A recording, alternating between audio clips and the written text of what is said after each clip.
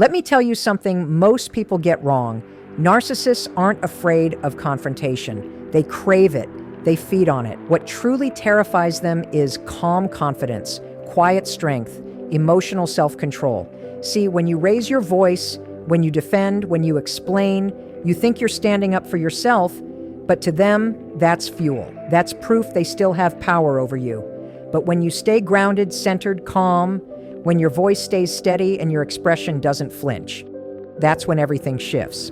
Because a narcissist can't play chess with someone who refuses to move the pieces.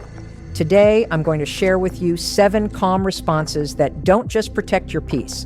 They disarm the narcissist, expose their manipulation, and strip away the illusion of control without you lifting a single finger. And by the time you've mastered these, you won't just handle narcissists differently, you'll start carrying yourself differently. Let's dive in. 1. You're entitled to your opinion. Now, this one seems harmless, right? It sounds polite, even mature, but make no mistake, this phrase is a quiet revolution. Because when someone, especially a narcissist, throws an insult or a twisted accusation your way, your instinct is to defend yourself, to explain, to correct, to fight for truth. But that's exactly what they want. Narcissists survive on reaction. They build their sense of power out of your emotional energy. When you say, "Shh, you're entitled to your opinion," what you're really saying is, "I'm not playing this game." You're not arguing, you're not agreeing, you're not even engaging. You're calmly acknowledging that, yes, they can live in their own version of reality, but you won't live there with them. It's powerful because it doesn't resist. And resistance is what narcissists need to feel relevant. You're not giving them a wall to push against. You're giving them nothing. And to someone who thrives on control, nothing is terrifying. Think about it. A narcissist says, "You're selfish. No one ever stays with you." Normally, that hits a nerve.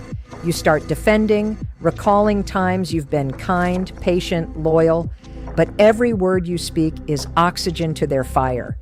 When you instead respond calmly, "You're entitled to your opinion," you take the air right out of it. You're saying, "You can think whatever you want, but it doesn't define me." You're saying, "I'm not auditioning for your approval anymore." And that's where your power begins. Because narcissists depend on one thing: your need to be understood. They count on it. They weaponize it. They know you'll want to prove your worth, to clear your name, to show them they're wrong. But when you don't need their understanding, when you stop explaining yourself, you become immune. See, every time you justify yourself to a narcissist, you're handing them a map of your vulnerabilities. They'll study it, twist it, use it against you later. That's why you're entitled to your opinion is like a verbal firewall.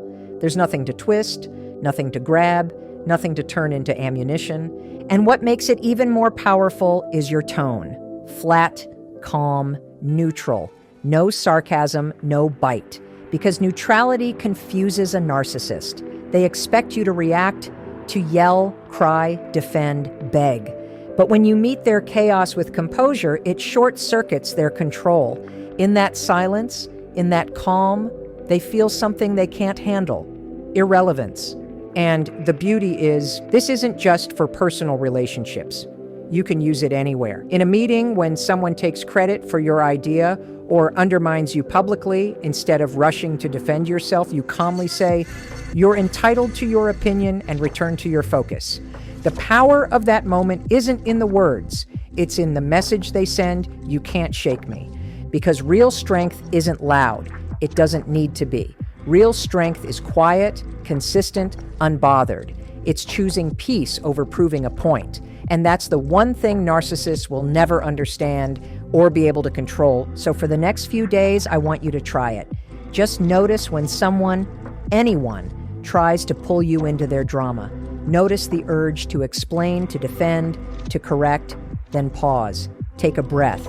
And instead of reacting, say, "You're entitled to your opinion."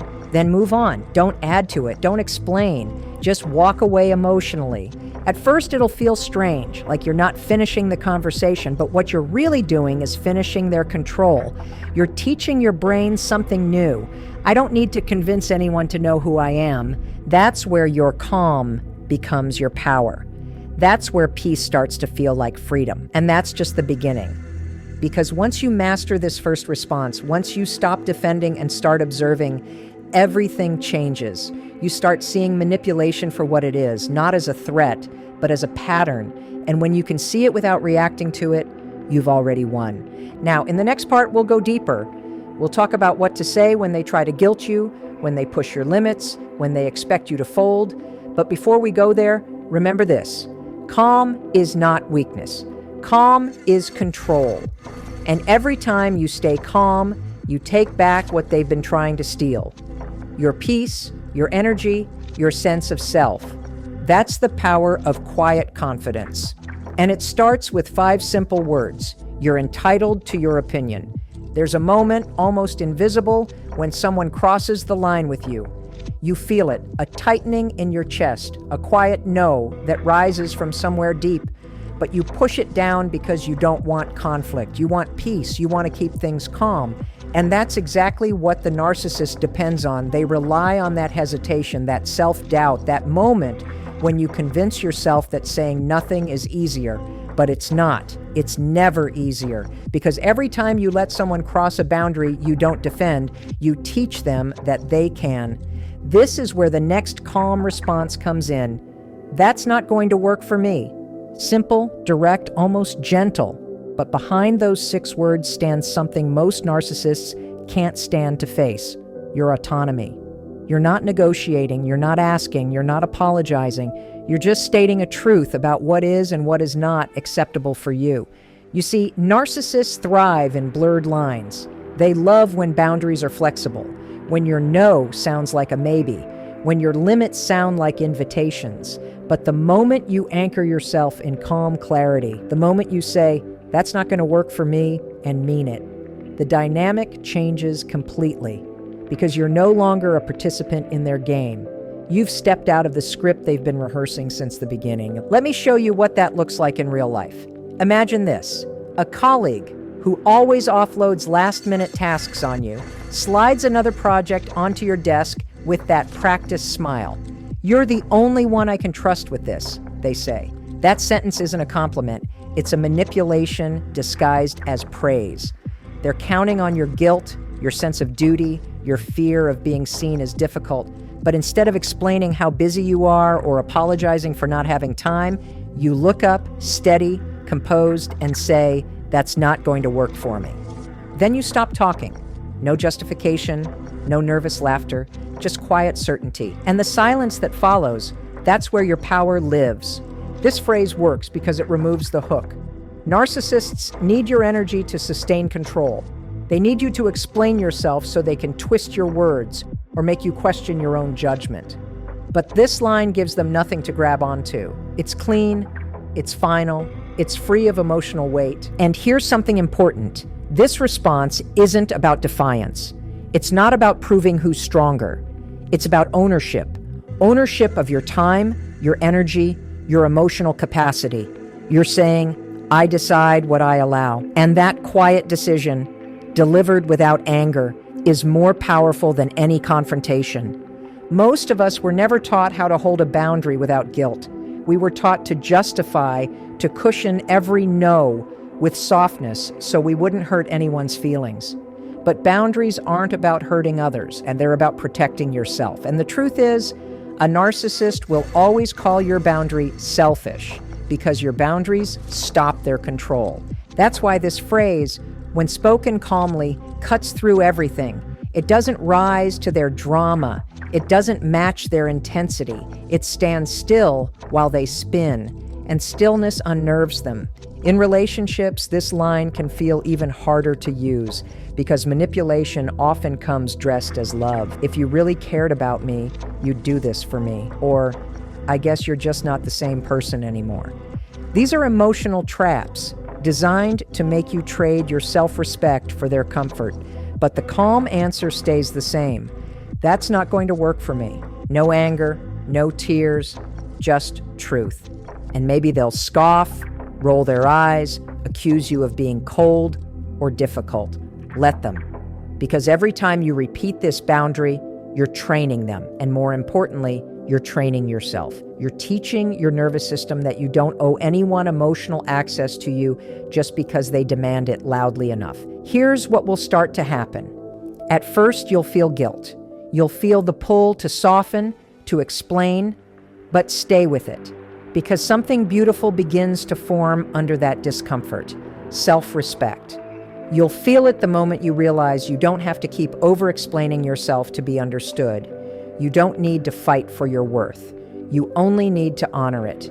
And with time, "That's not going to work for me" becomes more than a phrase. It becomes a signal to your subconscious that you're no longer living to be approved of. You're living to be at peace. There's a deep shift that happens when you start to speak from this place of calm authority. People sense it. They stop testing you the same way. They realize you're no longer easy to guilt, to manipulate, or to exhaust. You start to notice that conversations that used to drain you now lose their power because you've stopped participating in them on someone else's terms. And that's the real power of this second response. It's not just about stopping manipulation. It's about reclaiming the steering wheel of your own life. Because every time you say, "That's not going to work for me," you're sending a message that echoes far beyond that moment. You're saying, "My peace matters. My limits are valid. My voice doesn't need to be loud to be heard." And slowly, that calm becomes who you are. Not something you try to perform, but something that lives in you. So the next time someone tries to corner you with pressure or guilt, take a breath. Let silence stretch for a second. Then say it clearly, quietly. "That's not going to work for me." And remember, when you don't have to raise your voice to make it powerful. Sometimes the quietest boundaries are the ones that echo the loudest. Silence. Most people misunderstand it. They think silence means weakness, surrender, avoidance. But real silence, intentional, grounded silence, is one of the most powerful tools you can use against manipulation, especially when you're facing a narcissist. Because silence is not the absence of a voice, it's the presence of control. A narcissist thrives on noise, emotional noise. They bait you into defending yourself, explaining, proving, reacting. They need that reaction because it tells them they still have access to you. Your anger, your frustration, your confusion, that's the currency they feed on. But when you go silent, when you remove your participation completely, something happens that they can't stand. They lose control of the narrative. Imagine a scene. They throw an insult your way, something crafted to sting. Maybe it's subtle, hidden behind a smirk. Maybe it's blatant, designed to humiliate. Your instinct rises. The words gather on your tongue. You want to correct them, call them out, set the record straight, but you stop. You take a breath and you say nothing. In that moment, the power dynamic shifts because silence tells them you see through the performance and you're no longer part of it. It's the verbal equivalent of stepping off stage while they're still mid-monologue. Suddenly, they're performing to an empty room. And for someone whose sense of worth depends on attention, that's unbearable. What makes silence so effective is that it interrupts the cycle of control. Narcissists build patterns of interaction, provoke, react, exploit, repeat. They know exactly what to say to make you flinch, but silence breaks that rhythm. It creates a pause they can't predict, a void they can't fill, and in that void, their confidence starts to crumble. Here's the thing, silence isn't passive, it's an active choice. You're not ignoring, you're observing. You're saying without words, "I see what you're doing, and I owe you nothing." That's what makes it devastating. In real life, this might look simple. A narcissist sends a message dripping with guilt. "After everything I've done for you, this is how you treat me." Normally, you'd rush to explain, to ease the tension, to prove you're not ungrateful. But this time you don't reply. No text, no emoji, nothing. You put the phone down. That's silence. It's not coldness. It's self-respect in motion. Or maybe you're in a conversation where they're twisting your words, interrupting, accusing, trying to corner you into emotional chaos. Instead of raising your voice or matching their energy, you simply stop talking. You let their words hang in the air like smoke. You look at them calmly, without flinching, and wait. That's silence too. What happens next is almost predictable. They'll escalate. They'll throw another insult, get louder, push harder, anything to provoke a reaction. But that's when you hold the line. Because every second you stay silent, you're showing them that they don't have the power to pull you into their storm anymore. The beauty of silence lies in what it reveals. It exposes desperation. It shows who's dependent on chaos to feel alive. A narcissist without your emotional energy is like an actor without an audience. They lose their purpose. And slowly, painfully, they begin to see that their words no longer land where they used to. Silence is also a mirror. It reflects their behavior back to them without your interference. It forces them to sit with their own discomfort, to face the emptiness behind their performance. You don't have to tell them they're manipulative. Your stillness shows it. You don't have to tell them they've crossed a line. Your absence makes it obvious. But there's something important to understand. Silence only works when it's intentional, not emotional withdrawal, born from fear or exhaustion. If you're silent because you're walking on eggshells, that's submission. But when you're silent because you've seen the game and chosen not to play, that's power. Silence used correctly is a form of communication. It says, this behavior doesn't deserve a reaction. It says, my peace matters more than your approval. It says, you no longer get access to my emotions. And you'll notice that as you use it, your energy begins to shift. You'll stop explaining yourself in every conversation. You'll stop needing to prove your side of the story. You'll stop reacting to every jab or accusation because you'll realize that your silence speaks louder than any defense ever could. It's like standing still in a storm. The narcissist is the wind, wild, loud, unpredictable, but you are the mountain. You don't fight the wind. You don't chase it. You just remain. And eventually it passes. That's the essence of this third response, the strength of stillness. You're not punishing them with silence. You're protecting yourself with it. You're choosing dignity over drama, peace over participation. And the best part? Silence doesn't just disarm the narcissist. It strengthens you. It gives you space to breathe, to think, to reconnect with your own voice. Because you can't hear your intuition when you're busy defending yourself. But in silence, it speaks clearly again. So the next time someone tries to pull you into an argument, into guilt, into chaos, pause. Let the silence settle. Don't rush to fill it. Watch what happens. You'll see the truth unfold right in front of you. They need your reaction far more than you'll ever need their approval. And that's when you'll understand what real control feels like. Not the kind that dominates others, but the kind that masters itself. There's a word that, when used correctly, can cut through manipulation sharper than any argument. It's not angry, it's not defensive, and it's not sarcastic. It's calm, detached, and quietly devastating.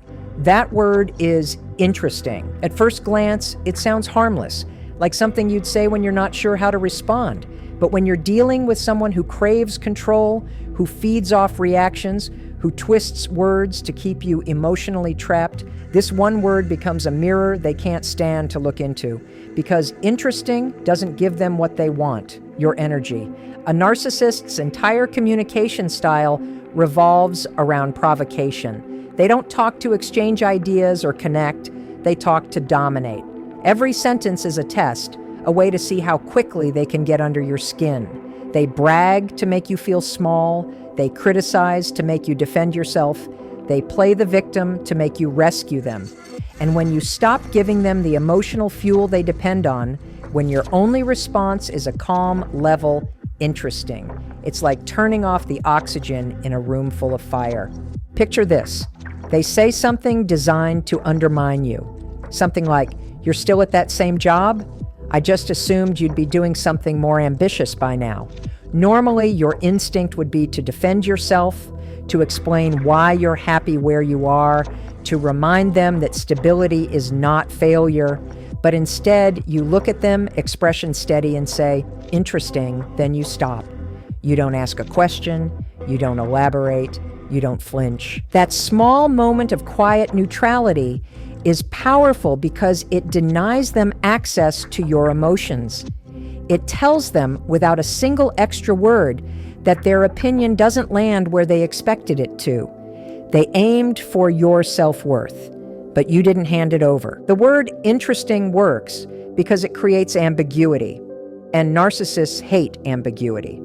They want a clear reaction: anger, defensiveness, guilt, admiration, anything that tells them they still have control over how you feel. But when your response is calm and unreadable, they can't tell if you agree, if you're mocking them, or if you simply don't care.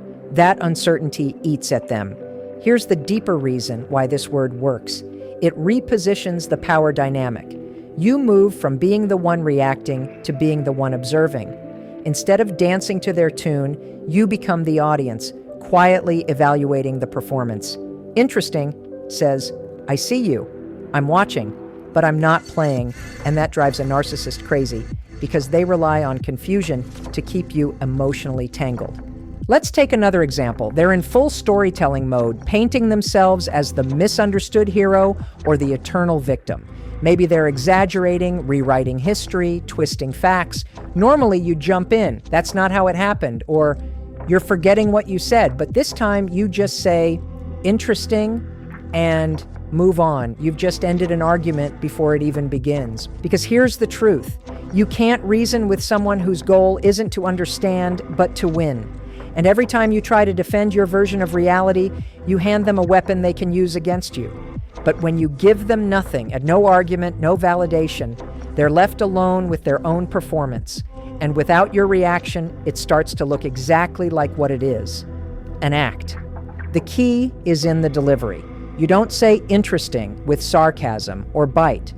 You say it evenly, as if you're genuinely taking note. The goal isn't to provoke, it's to neutralize, to remind both of you that you're not responsible for managing their ego. And slowly, this changes how you experience these interactions. You stop feeling pulled into every emotional tug of war. You stop feeling the need to prove your side, to explain your worth, to correct every lie. You start realizing that you don't need to win the argument to win your peace. What's fascinating about this approach is how it transforms the energy in the room. Narcissists use words like weapons, sharp, fast, repetitive. But when you respond with calm detachment, you change the tempo. Suddenly, they're the only ones still swinging, and it becomes obvious. People watching can feel it too. That quiet, grounded energy that comes from someone who refuses to be baited. And it's not just for the narcissists in your life. Interesting can work in any high-tension interaction where someone is trying to provoke a reaction. At work, in a family argument, even with strangers. It's a way of saying, I'm present, but I'm not available for chaos. There's a kind of mastery in being able to respond like that. It doesn't mean you're detached from life. It means you've stopped handing over your peace like it's a gift to be earned. You've stopped performing for approval, and maybe at first you'll feel strange using it. It'll feel incomplete, as if the conversation should continue. But that's the illusion. Narcissists have trained you to believe that your silence, your calm, your disinterest are weaknesses. They're not. They're your armor. Because here's what happens next. The more you stay calm, the more unpredictable you become. The narcissist starts to lose their script. They don't know what triggers you anymore. They don't know how to reach you. And when they can't read you, they can't control you. That's why interesting is not just a word. It's a doorway out of the old pattern. It's your way of stepping out of the storm without needing to slam the door. So the next time someone tries to provoke you, remember this. You don't need to meet chaos with chaos. You can meet it with calm, with clarity, with one simple word that says everything and nothing at once. Interesting, it's not about winning the argument. It's about ending the game. There's a sentence that seems so simple, it's almost invisible, but it holds more quiet authority than 1,000 arguments. It's the verbal equivalent of taking back the steering wheel mid-collision. The sentence is, let's stay on topic. When you use it, you're not just redirecting a conversation, you're reclaiming control of it. Because when you deal with someone who thrives on chaos, the moment you bring focus, you take away their favorite weapon, confusion. A narcissist never argues to resolve. They argue to dominate. The goal isn't truth, it's control. They twist, distract, reframe, accuse, and by the time you realize what's happening, you're defending things that weren't even part of the discussion. You started talking about a boundary, and suddenly you're apologizing for your tone. You brought up how they hurt you, and now you're explaining something you did 2 months ago. That's not conversation, that's a trap. And that's where "let's stay on topic" changes everything. It's short, calm, and precise, like a scalpel cutting through fog. The brilliance of this phrase lies in its neutrality. It doesn't attack, it doesn't accuse, and it doesn't give them the reaction they're fishing for. It simply resets the direction of the exchange back to where it belongs. The truth. Imagine this scene. You're trying to explain to your partner that you felt dismissed when they mocked something important to you in front of others. Instead of listening, they smirk and say, "You're too sensitive. Remember when you embarrassed me at that dinner last year?" There it is, the classic deflection. The topic shifts, the guilt boomerangs, and you feel the familiar pull to defend yourself. But this time, you don't go there. You breathe, steady your tone, and say, "Let's stay on topic." The moment those words leave your mouth, something subtle but powerful happens. You're no longer playing defense. You're setting the framework. You're showing that the conversation will only continue on healthy, rational terms. And for someone who feeds on emotional chaos, that's unsettling. Narcissists use distraction as armor. They know that if you chase every tangent, every emotional detour, you'll forget why you started the conversation in the first place. They thrive in confusion because clarity exposes them. But "let's stay on topic" drags them back to the present, to accountability. And accountability is something they can't stand. This phrase is more than just a boundary. It's emotional discipline. It says, "I'm not here to relive your narrative. I'm here to discuss the truth." It's the verbal equivalent of picking up a scattered deck of cards and saying, "No, we're not playing that game. We're starting over. By the rules." It also protects you. When you use this phrase, you remind yourself that not every statement deserves a response. You begin to see how many conversations have been hijacked by guilt, circular logic, and emotional manipulation. "Let's stay on topic" becomes a compass that points you back to sanity every time they try to lead you into a maze. And yes, they will resist. They might call you controlling, accuse you of shutting them down, or insist that you're the one who's avoiding the real issue. But that's part of the pattern, turning your clarity into a problem so they can keep the chaos alive. Don't take the bait. Stay calm. Repeat if needed. Let's stay on topic. The repetition itself becomes an act of self-respect. What makes this response so effective is that it shifts the conversation from emotional reaction to structure. Narcissists are uncomfortable when logic enters the room because logic limits their freedom to distort. The moment you introduce structure, you take away their playground, you turn the storm into still air, and in that stillness, their tactics lose power. Let's take another example. You're at work, trying to resolve a simple issue with a colleague who constantly undermines you. The moment you bring up a specific problem, say how they failed to communicate an important update, they interrupt with, "You're always attacking me. You're impossible to work with." That's not defense, that's distraction. Instead of getting pulled into defending your character, you pause and say, "Let's stay on topic." In those 4 words, you've drawn an invisible line that says, "We're not wandering off into your version of events. We're talking about this, right here, right now." And even if they huff or deflect again, you've already won because you've stopped playing their game. This technique works because it gives you something that emotional manipulators can't tolerate: focus. They depend on emotional noise, raised voices, tears, endless tangents to keep you disoriented. Focus silences that noise. It forces clarity, and clarity exposes manipulation like light through smoke. It also sends a deeper message about who you are becoming. Each time you calmly steer the conversation back on track, you're proving to yourself that you no longer need to chase chaos to feel heard. You no longer confuse over-explaining with connection. You no longer lose yourself trying to win arguments that were never meant to be fair. And perhaps most importantly, Let's Stay on Topic reminds you that you have the right to direct how conversations unfold. You have the right to protect your energy from detours meant to drain you. You have the right to demand focus, not through shouting, not through control, but through composure. At first, it may feel strange to use. You might feel robotic or even guilty for not engaging emotionally, but the more you practice it, the more natural it becomes. Because this phrase doesn't come from arrogance, it comes from awareness. It's the language of someone who has outgrown emotional tug-of-wars. Over time, people notice, and they begin to realize that you're not as easy to derail, that you won't be tricked into proving yourself over and over. And the narcissist, who once relied on your reactivity to maintain dominance, starts to lose interest, because calm, focused people are impossible to manipulate. So the next time you're dragged into a circular conversation, remember this. You don't need to argue harder, you need to direct smarter. Look them in the eye, steady your voice, and say, "Let's stay on topic." It's more than a sentence, it's a declaration. A quiet promise to yourself that your clarity is worth protecting and your peace no longer negotiable. There comes a point in every toxic interaction when the air changes. You feel it, the shift from conversation to confrontation, from reason to chaos. Voices rise, the tone sharpens, and suddenly it's not about resolving anything. It's about domination, control, noise. You're no longer being spoken to, you're being spoken at. And this is where most people lose their footing.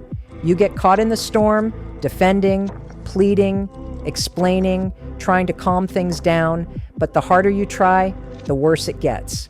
Because a narcissist doesn't want resolution, they want reaction. Every time you raise your voice, every time you explain yourself, you're feeding the very thing that's draining you. That's why this next response is so powerful. It stops the cycle before it consumes you. It's calm, steady, and non-negotiable. I won't continue this conversation until you're calm. It's not a threat, it's not an insult, it's a line, and one that changes everything. The moment you say it, you do something a narcissist cannot stand. You take away their stage. Because this phrase is the verbal equivalent of walking off set in the middle of their performance. You're saying, you can shout, accuse, twist, and manipulate all you want, but I'm not participating in it. You're not abandoning the conversation. You're redefining its terms. You're refusing to let it happen on their level. Let's imagine the moment it happens. You're standing in your kitchen, or maybe sitting in a car, or even on the phone, and the conversation that started small has spiraled into chaos. You've been accused of something that isn't true, interrupted 3 times mid-sentence, and now you're being told that you always overreact. Your pulse quickens, your chest tightens. You want to defend yourself, to explain, to make them see, but then you remember that's the trap. So instead, you take a breath, meet their gaze, and say quietly, "I won't continue this conversation until you're calm." Then you stop. No sarcasm, no tone, just calm, steady certainty. At first, they'll push back. They'll roll their eyes, call you dramatic, accuse you of avoiding the issue. They'll do anything to pull you back in because they can't play their game without you. But don't flinch, don't engage. Because this sentence isn't about controlling them, it's about controlling you. You're teaching yourself that your peace is not a luxury, it's a boundary. And this is what narcissists hate most, when the person they used to provoke now refuses to bleed for their attention. The psychology behind this phrase is simple but profound. When you refuse to engage with emotional escalation, you remove the reward that reinforces their behavior. Every time they shout and you stay silent, every time they provoke and you refuse to rise, you're training their brain that chaos no longer gets them what they want, control. But it's not just about them, it's about you. Because when you use this phrase, something in you begins to shift. You start realizing that you don't have to match someone's energy to hold your ground. You can stay calm and still be strong. You can walk away without losing the argument. you can protect your peace without announcing it like a war. The beauty of "I won't continue this conversation until you're calm" is that it gives you time. Time to breathe, to think, to regulate your emotions before you respond. It breaks the trance of reactivity that narcissists depend on. It says, "I choose clarity over chaos." And yes, it might feel strange at first. You might feel guilty, especially if the person you're saying it to is someone close, a partner, a family member, a friend. They might accuse you of being cold, detached, unkind, but that's projection. They're not angry because you're calm. They're angry because they've lost control of your emotional state. Let them be angry. Your calm is not cruelty, it's maturity. Imagine using this at work, during a meeting when someone raises their voice or becomes aggressive. Instead of reacting or matching their tone, you say evenly, "I think it's best we pause this discussion until we can both speak calmly." Notice how it shifts the power dynamic immediately. The person who's shouting suddenly looks unprofessional while you remain composed. Everyone in the room sees the difference between emotional control and emotional chaos. Or picture using it in a relationship. The person you love starts yelling, throwing accusations that cut deep. Instead of crying or shouting back, you take a breath and say softly, "I won't continue this conversation until you're calm." It's not cold, it's compassionate, both to them and to yourself. Because what you're really saying is, "We can talk, but not like this. Not in a way that destroys us." This phrase also demands something narcissists are rarely willing to give: self-regulation. For them to continue, they must lower their tone, manage their emotions, and meet you where you are.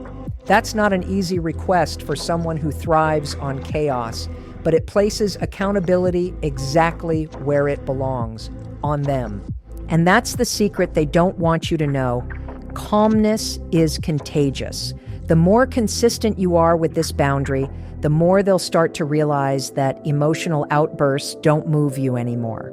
They'll still try at first, but over time, even if they don't admit it, they'll understand that yelling, blaming, or twisting won't get the same result. Of course, some people will never calm down. They'll take your composure as a challenge, push harder, raise their voice higher. That's fine. You don't owe them engagement. If they can't calm down, you walk away. Literally. Physically remove yourself from the space. That's not avoidance, that's emotional intelligence in action. Because what you're really doing is refusing to participate in your own destruction. And this is the truth most people miss. Peace is not passive. It's not silence for the sake of keeping things nice. Peace takes strength. Peace takes choice. Peace says, "I could fight, but I'm choosing not to." So the next time the storm begins, don't shout over it. Don't try to explain logic to chaos. Just take a breath, find your calm, and say, "I won't continue this conversation until you're calm." It's not about control. It's about reclaiming yourself. And when you do it consistently, something remarkable happens. They lose their power and you find yours. Because in the end, the loudest person in the room isn't the strongest. The strongest is the one who knows when to stop talking and when to walk away.